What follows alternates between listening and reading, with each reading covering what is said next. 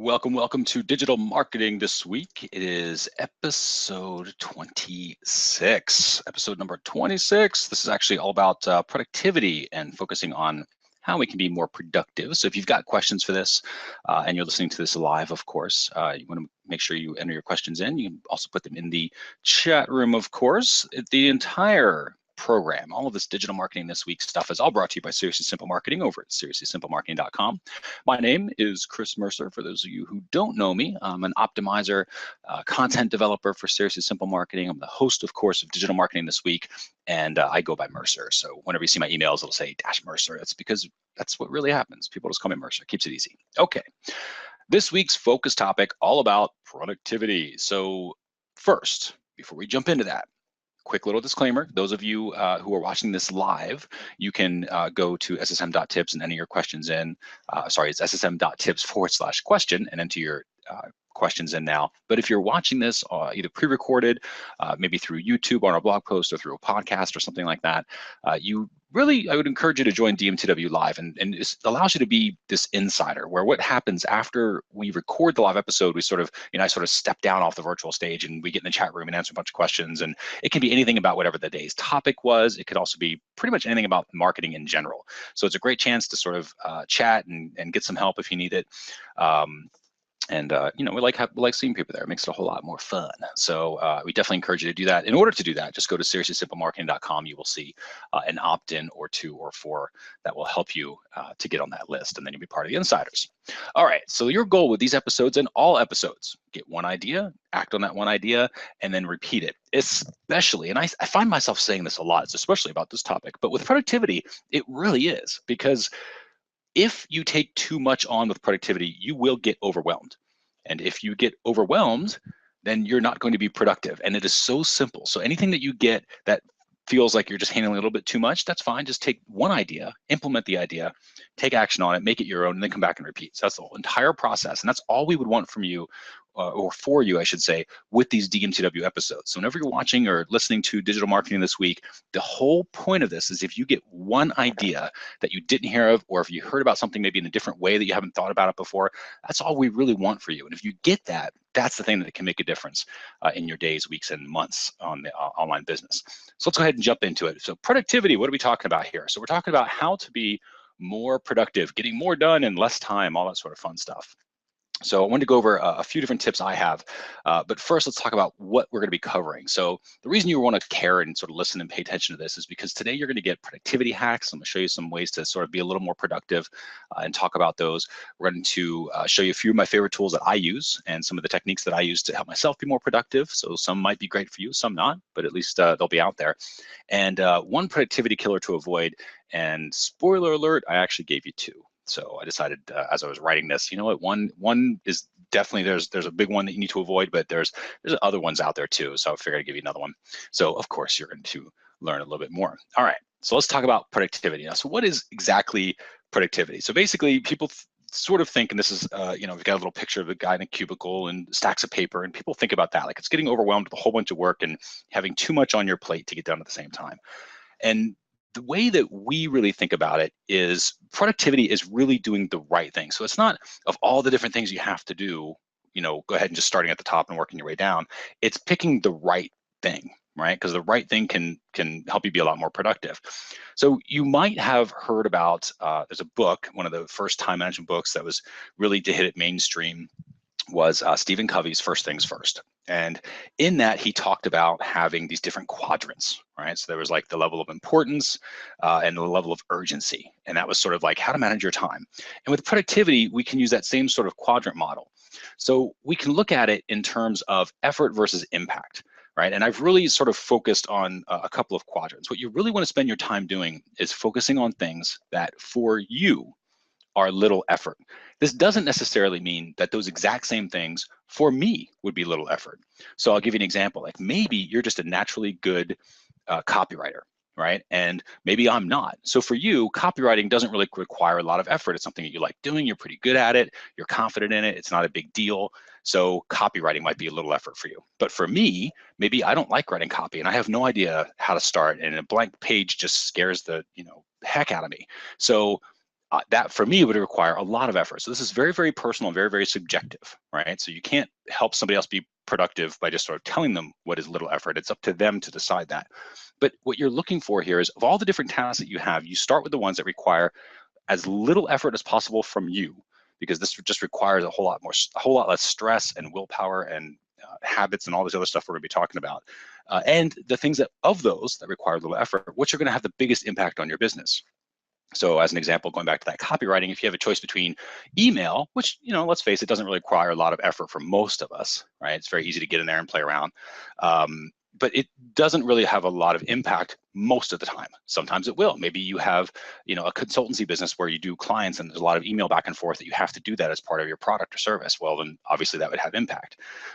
So that might be something. But for most of us, it's just going in and clearing out junk, or catching up on whatever the latest blog posts were that people sent out, stuff like that. So it doesn't really have a big impact. So you want to more focus on those things, again, little effort, things that are bigger impact, things like designing a sales page, things like jumping into Facebook and getting that advertising campaign started, things like copywriting. Obviously, you're sending that email or scheduling the email to get sent.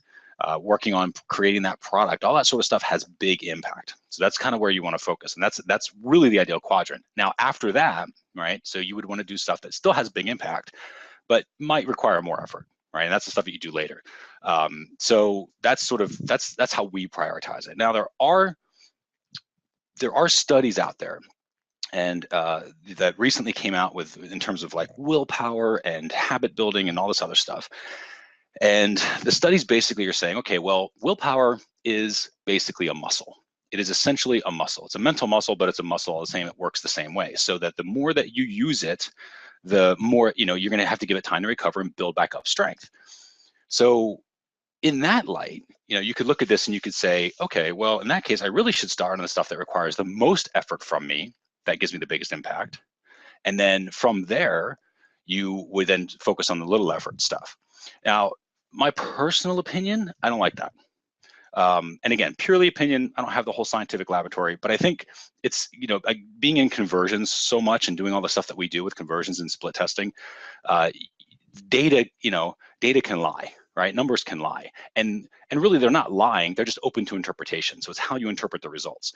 And you want to make sure that you're doing your best job that you possibly can and looking at the numbers, all the different possible ways that you can look at them to kind of get an idea of what the truth might be, because you never know for a fact. But you just sort of make your best guess, right? So with this little willpower theory on this, I think there's actually another explanation. And for us, it's, and again, me personally, I'll talk from a personal perspective here. You build momentum by getting things done, right? So even though it may not be the most efficient use mentally, from a stress perspective, it's unbelievable payoff, because you see yourself getting a bunch of stuff done, you get momentum built out, and then you can tackle these bigger things, because by the time you get to them, they don't require as much effort as you thought they would in the beginning, because you're warmed up, you got stuff going, you're feeling accomplished, you're in a different state of mind, and all of a sudden what you thought would require bigger effort, 2 hours into your day doesn't. So if I'm you, I would try, and you haven't really thought about it in terms of that stuff, try it both ways. Try doing the stuff that requires little effort first and get you a big impact, and then maybe reverse it a week later or something, and just try the stuff, maybe you hit the ground running in the morning, or, in the afternoon, whenever you wake up, and you start tackling the big stuff right away, the stuff that requires big effort, and see the difference, see which one works for you. That would be my best advice on that. But one of those tools, let's jump into a tool here. One of those tools that I would want to have you install, because it is free, and it is awesome, and I really use it all the time. So this is called Boomerang for Gmail. So Boomerang for Gmail, and I'm going to go ahead and bring up the magic web here. I'm going to show you this. You just go to boomeranggmail.com. And I'll bring this up and let you see. I believe they've got some decent screenshots of what it looks like and what it does. There's little videos and everything else. But again, this is a free tool, and they do have a paid version, as with all things. But if you're just starting out and you want to sort of practice this thing and see if it's right for you, the free license is enough. In my case, I think it's perfect. I think they did a really good job, because it gives you, if you're not really going to use it, or you're using it just very, very little, the free tool is perfect. But if you start using it a lot, the free tool gets to a point where it's like, hey, you got to start paying for it, and then it's like $10 a month. It's not that expensive. But what it does is really cool. So let's see. Of course, they don't have screenshots. So Boomerang, if you're listening, put screenshots in here. Okay, so I'm going to go into the features. Let's see what we can do there. Maybe they've got some screenshots there. They'd use lots of videos, which is great, but doesn't necessarily help us. All right, so here's an example. These are just some of the ways that you can use Boomerang, and some of the ways that I actually do use Boomerang. So if I get a reply, and I do this a lot with email. The reason I do this with email is because sometimes I'm working with people who confuse email with instant message, and they, you send them an email, and let's say on the other end of the email box, they have nothing else going on, so they're just looking at their emails all the time, and they just reply right back. Well, if you reply right back, they're going to reply right back, and now all of a sudden you start this expectation that you're always in your email too. Well, I've got multiple ways of connecting with clients. I've got Skype, HipChat, email, various, Basecamp, Asana project managers, Limelight, Teamwork. Like there's all these different areas where I connect with people. So I cannot spend my time in just one. It's impossible. And so I would never want to set the expectation that I'm going to answer right away, because if I do that, it's impossible for me to say the next time that I will do that same thing. Right. So I don't want to set that. So what I would do is, if I happen to be an email and an important email comes through that I want to reply to, then I will reply to it, and I'll do it in Boomerang, and I'll delay it by 3 hours or 2 hours or 4 hours. And that gives that impression that, okay, I definitely, I'm responding quickly, but I'm not responding that second. And so Boomerang helps me a lot with that.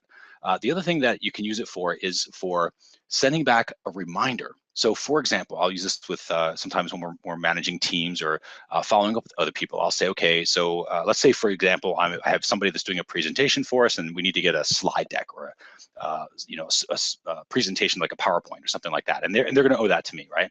So what I would do is I would say, send an email to them, and I would say, okay, well, hey, just FYI, I'm going to need that presentation by this Friday.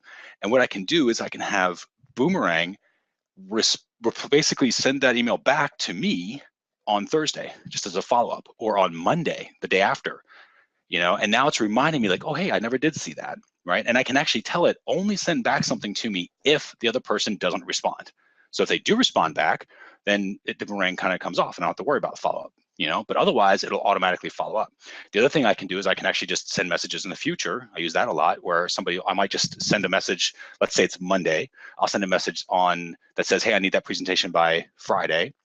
And then that message goes out. I might Boomerang a message that drops on Wednesday to say, hey, just want to make sure that Friday was going to work for you still. Let me know if you're going to need more time, or if you can hit that deadline.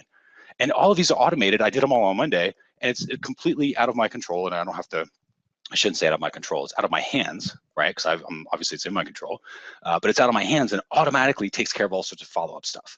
So great with working with like vendors or outsourcers or things like that. You can put notes in there. As you can see, there's a ton to this. So I don't want to harp too much on it. It is absolutely worth you investigating. If you've never heard of it, do it, investigate it, install it on one of your Gmail accounts. It integrates great with Gmail, and absolutely use it, because it is amazing. So enough about Boomerang, but suffice it to say, highly, highly worth it.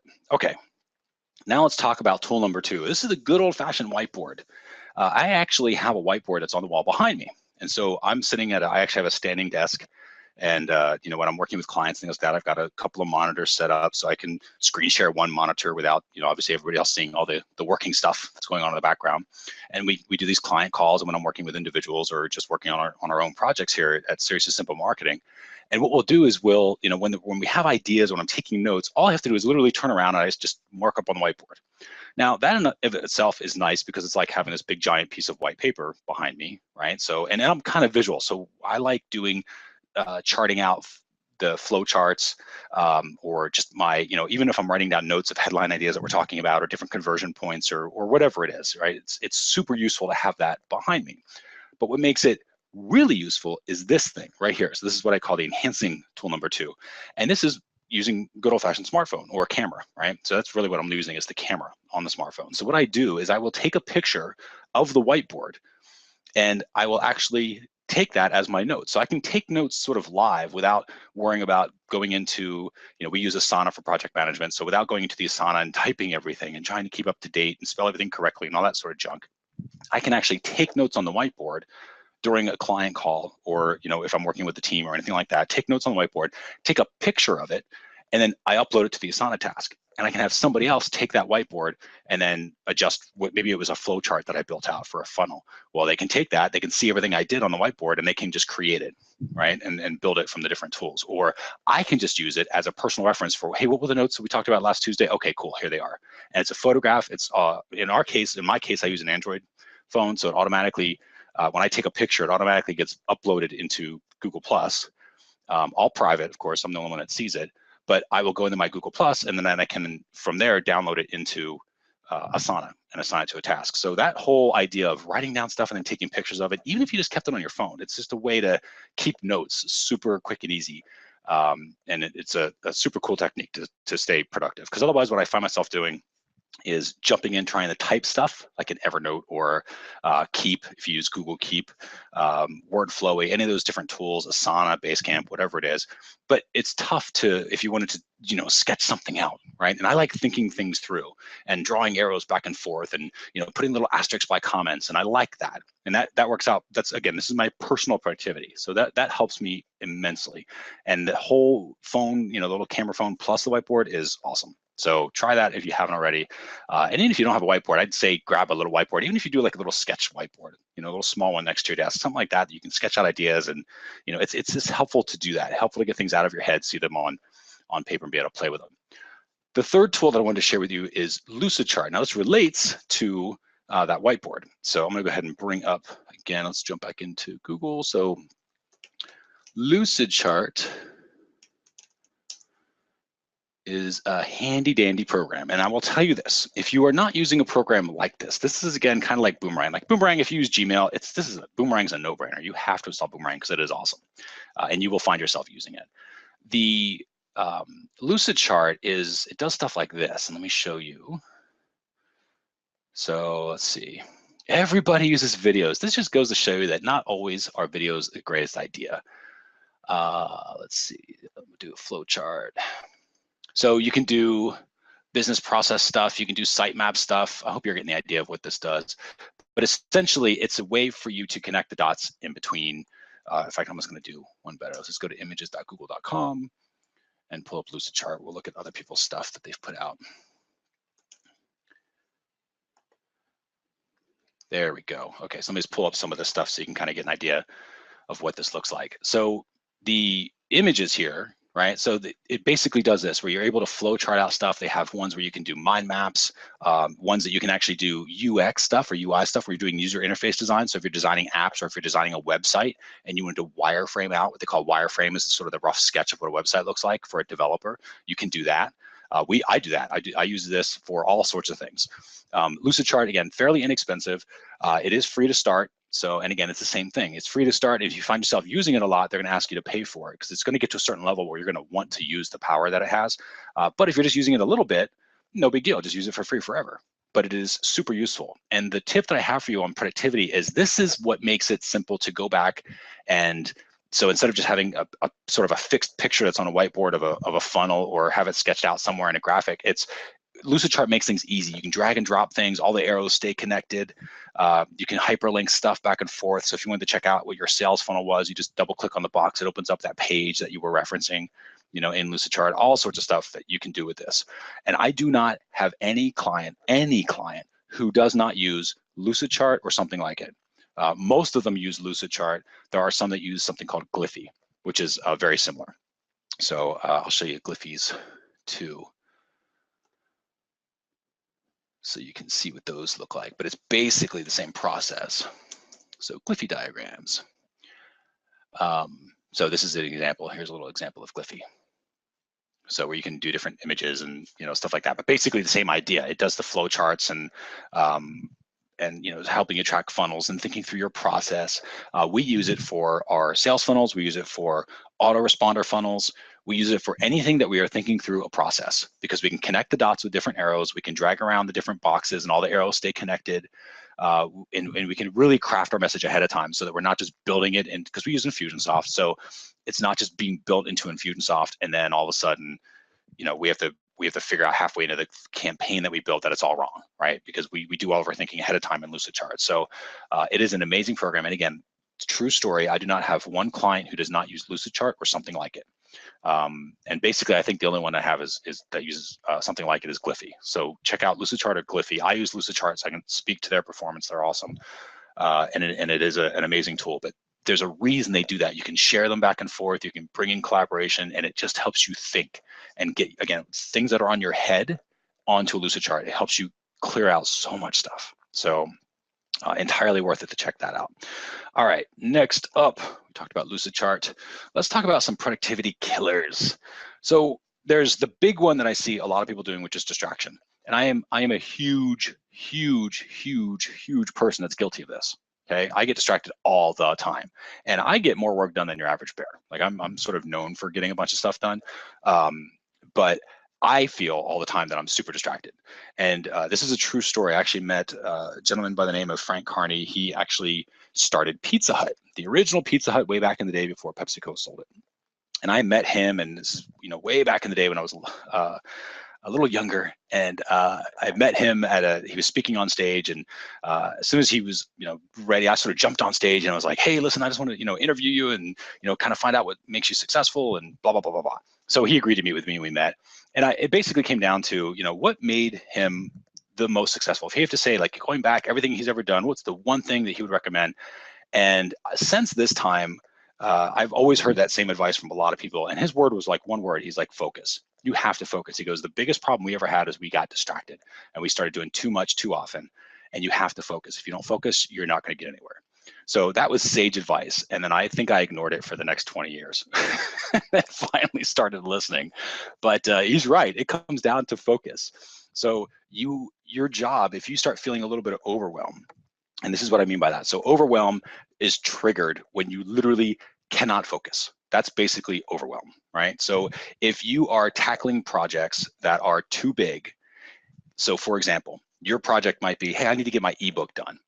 Well, getting an ebook done is huge. What does that mean? Does that mean you have to get the cover image done? Does that mean you have to get the actual little thumbnail graphic done? Does that mean you have to get the chapters written? Does that mean you have to get just a rough sketch of what the outline is going to be? Does that mean you have to find somebody to write it, or you're going to write it yourself? What is it? All these different parts of getting an ebook done. So even though you might think, and this is where I broke down the whole focus thing. I thought I was always focused. I'm like, well, of course I'm focused. I'm doing one thing. I'm just doing it in 3 different areas, right? And I would always tell myself this. And so getting an ebook done, you might think, well, yeah, I'm focused on my ebook.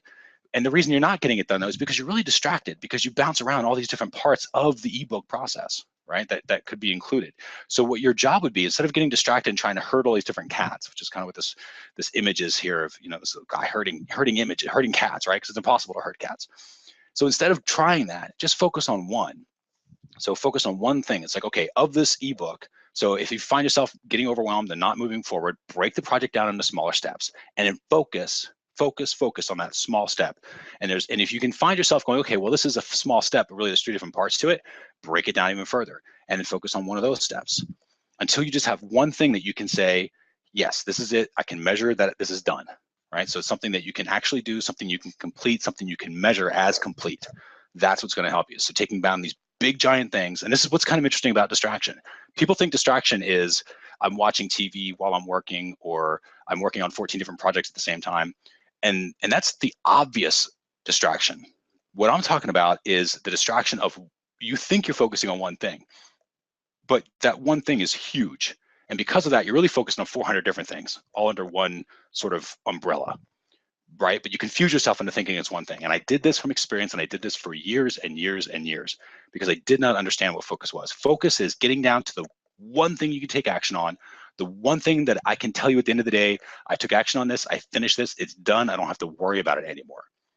That's what you want to be able to focus to that level. Everything else is going to be distraction. So when you're planning out your steps, that's something to focus on.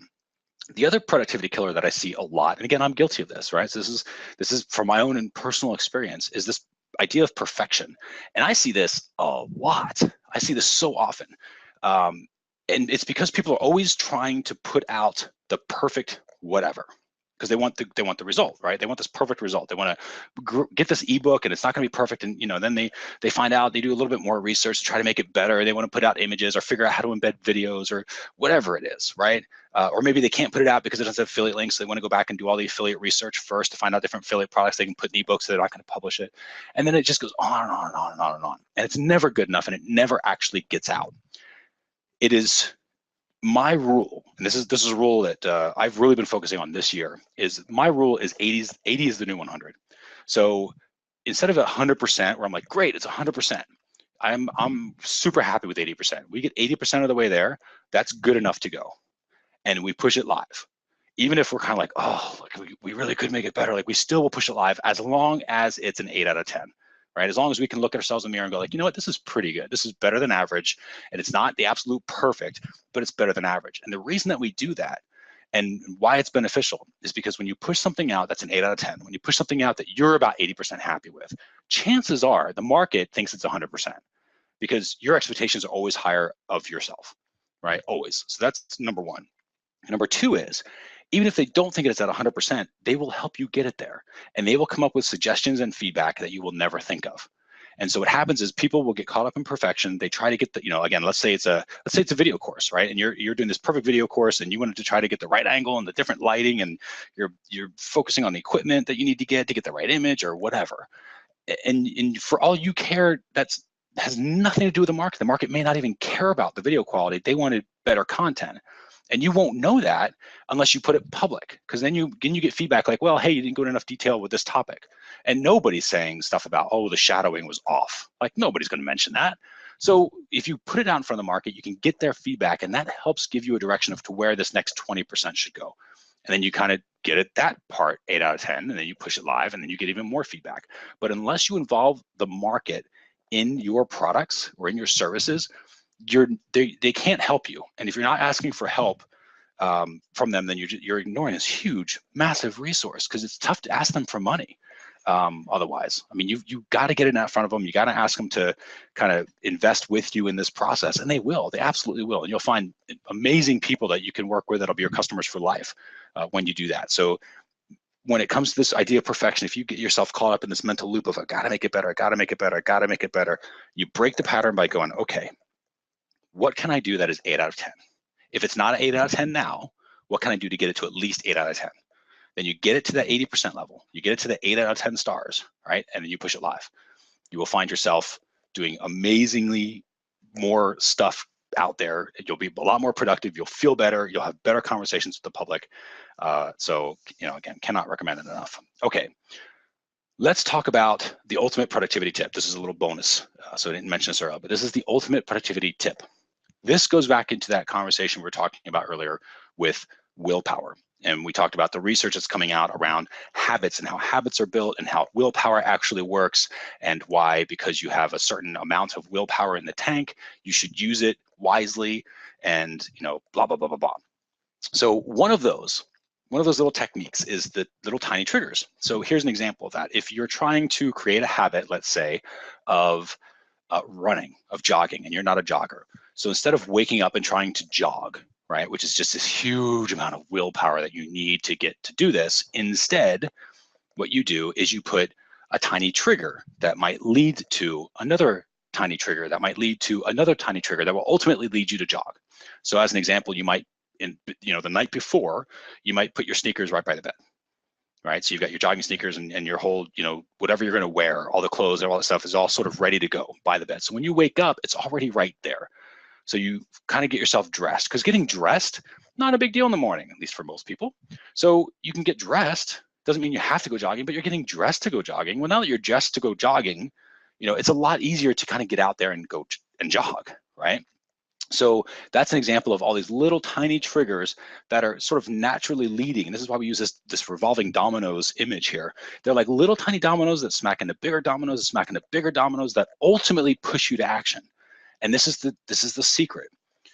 It's the system that begins to manage you. So your job is to build a system through these different triggers, and that system becomes a routine, and it smacks you in the back. It's supposed to do that. So you start at these little tiny triggers that are super easy for you to do. Again, require little effort. right? But they ultimately lead to something that is this massive impact, and really it's the system that pushes you forward. I'll give you an example when it comes to product creation. So I have the blog posts that go out, right? So we do our blogs with Seriously Simple Marketing. So a lot of those blogs have video content. So what we'll do is we'll have the blog post go out. As soon as the blog post is published, they go through, somebody else will, and again, this is all system, right? This is all the system that we've built. As soon as the blog post is published, there's a trigger that says, great, blog post is published, let's go do slides. Somebody goes, does the slides, they send them back to me, right? So now it's like, hey, we need you to record that video.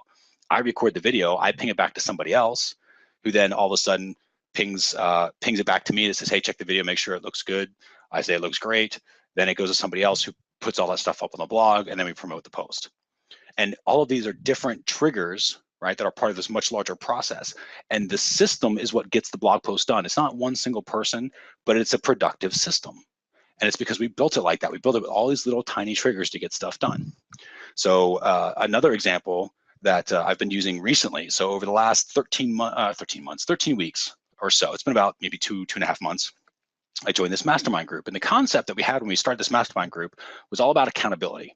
And maybe you've heard about accountability partners, and they are great. You find somebody who can keep you accountable and hold you to task. But what we do with this mastermind is we actually put money up. And it's not a lot, right? But we put money in every single time we meet.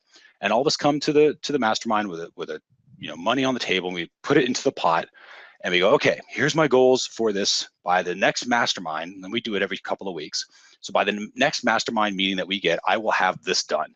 And we all go through, kind of where our business is and what we think is the best goal to move our business forward. Again, giving us that biggest impact over the next couple of weeks. What can we do and make sure it gets done? It's under our power and our control.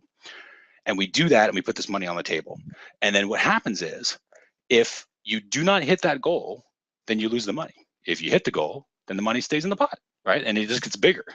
And we do this for a certain period of time until the pot hits a certain amount, and then it just sort of stays there. But the idea is really sound, because I can tell you, I've done a ton of stuff that I would not have otherwise gotten done because of that.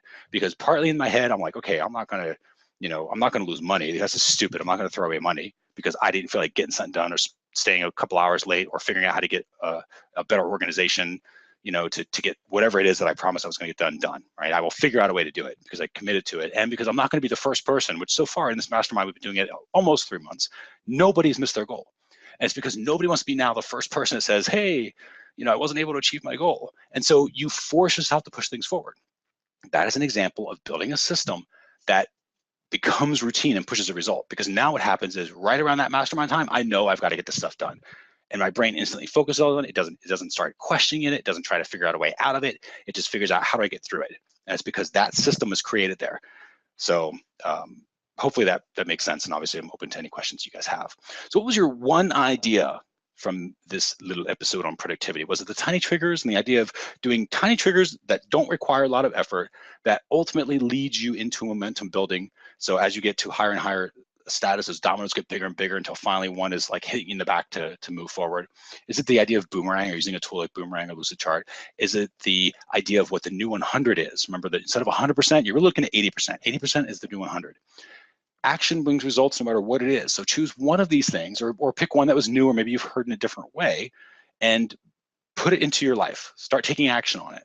Figure out if it fits you or not. Some of these will, some of these won't. That's just how it is. There isn't a one way to do everything, or somebody would have already figured all of that out. So there's multiple ways to get the same thing done. These are just some of the ways that you can try some of the things that I do on a daily basis. So hopefully they work for you. With that brings us to a close of the content portion. So we're about to jump into the insiders area, which again, we don't publicly make available. But if you have questions, go ahead and put those into the chat group now. And if you're listening to this on a podcast or recorded somewhere on YouTube or blog post, wherever it happens to be, you can always go to seriouslysimplemarketing.com and then sign up to join the notification list and be part of the DMTW Insiders. We'd love to see you there.